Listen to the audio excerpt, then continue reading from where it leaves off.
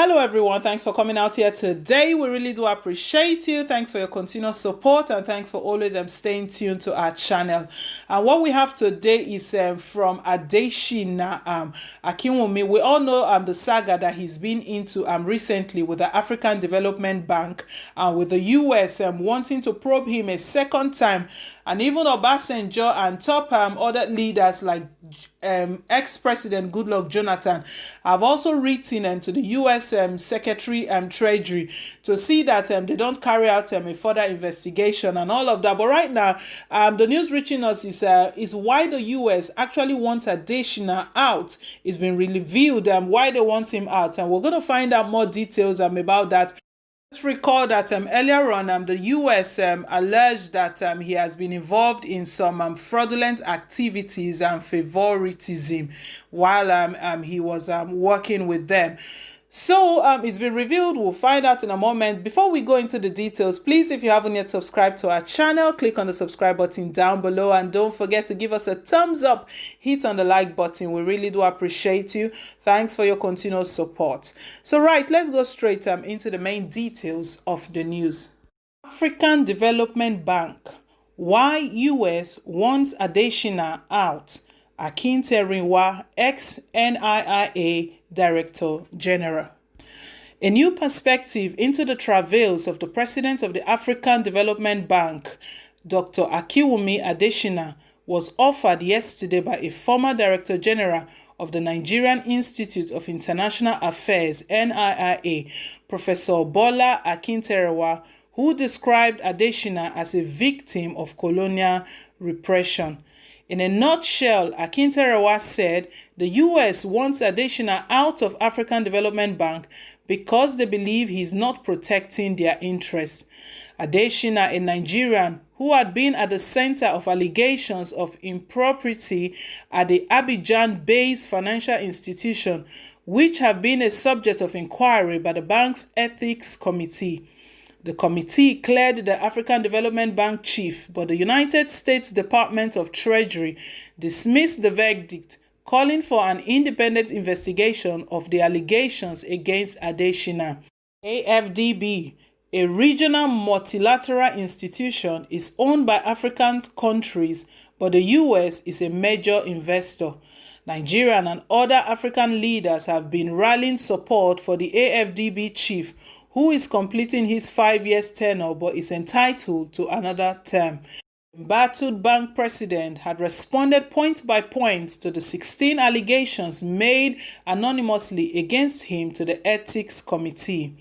Akinterenwa narrated the genesis of the travails of Adesina, saying it dates back to the tenure of another Nigerian, Dr. Olabisi Ogunjobi, as the AFDB vice president who opposed any form of colonial domination at the bank.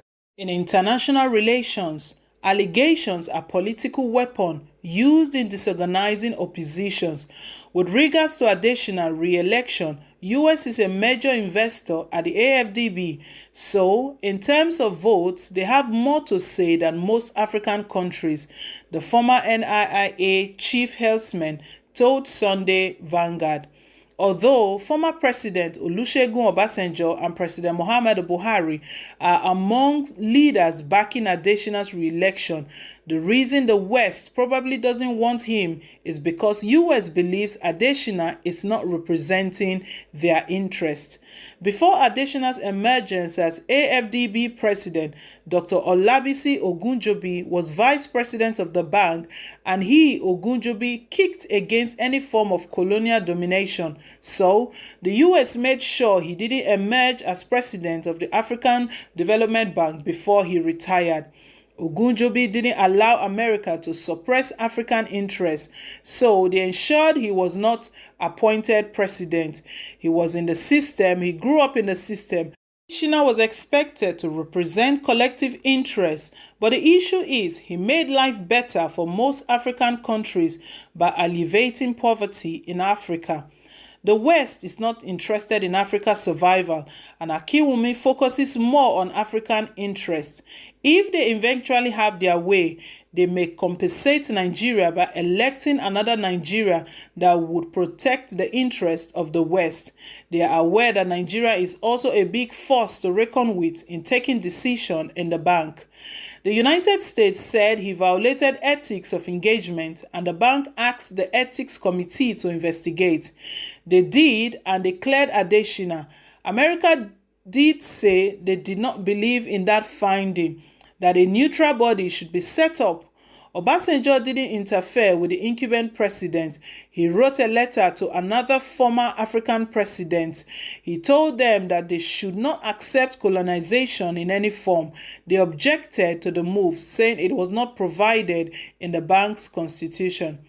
If the US eventually have their way, it will help African leaders to re-strategize, and Africans would push more funds into the bank just to have more votes, or they insist they review the regulations as Obasanjo suggested.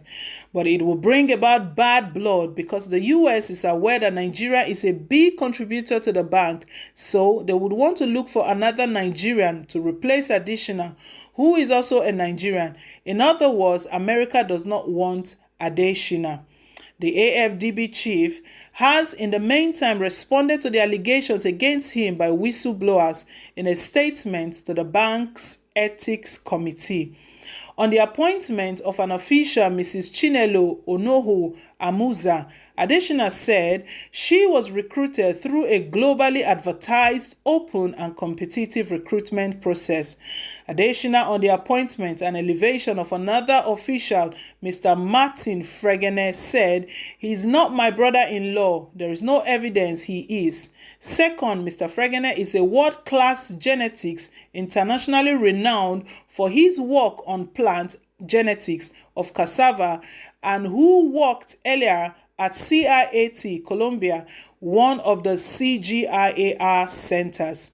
He set out that allegations against him concerning the TAAT are barely by objective and solid facts demonstrating no violation of the code of conduct.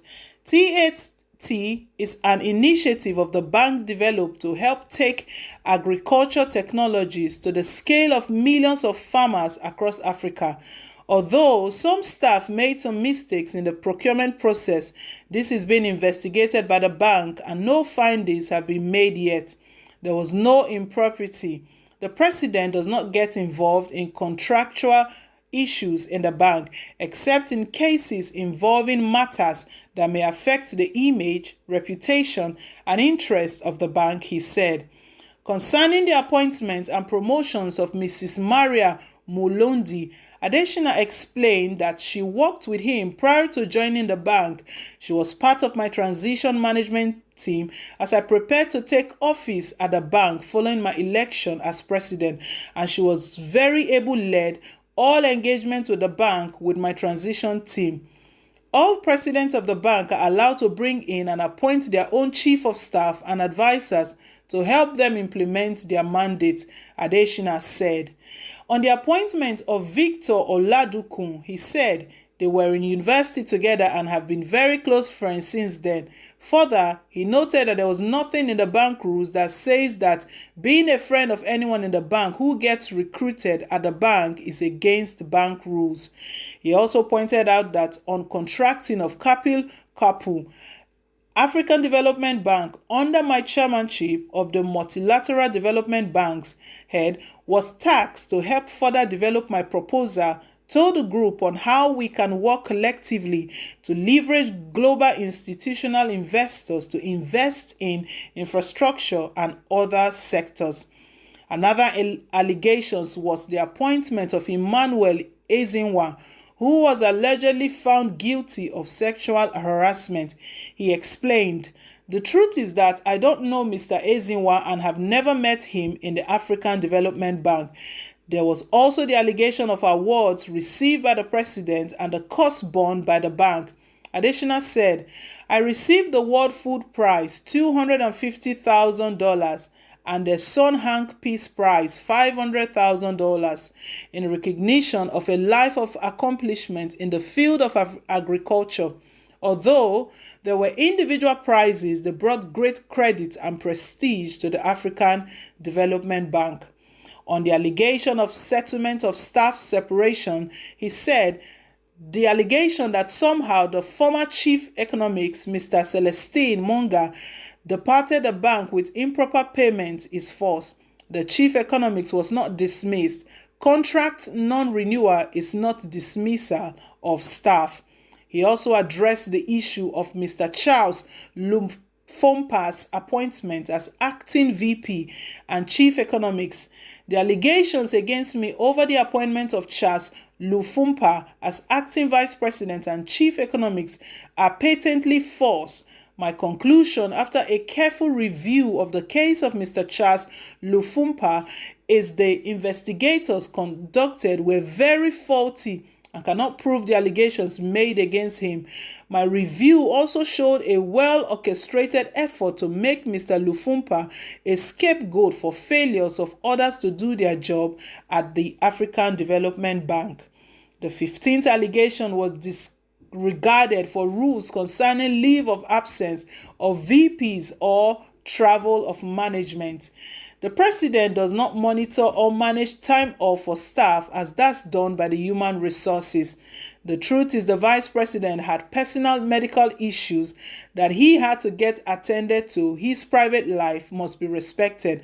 That requires him to be away for extended period as needed, and he traveled with full knowledge of the Department of Health of the bank, which was monitoring him while away on medical reasons, he said. On political lobbying of head of states, Adesina said, it is alleged that as president, I basically bribed and corrupted the 16 African heads of states and governments in ECOWAS region to support my candidacy for re-election.